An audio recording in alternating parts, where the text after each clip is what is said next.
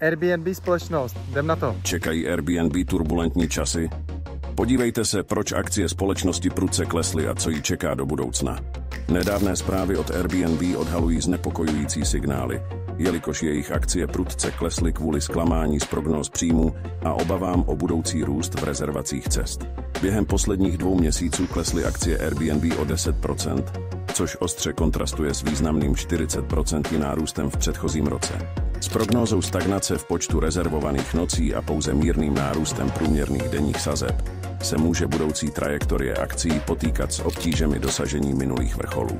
Přestože tyto překážky existují, Airbnb není jen samá negativa. Společnost stále vykázala vyšší čtvrtletní zisk a zaznamenala nárůst rezervací, což ukazuje odolnost v jejím robustním operačním rámci. Investoři by měli zvážit, zda je toto zpomalení dočasným problémem nebo známkou hlubších systémových výzev,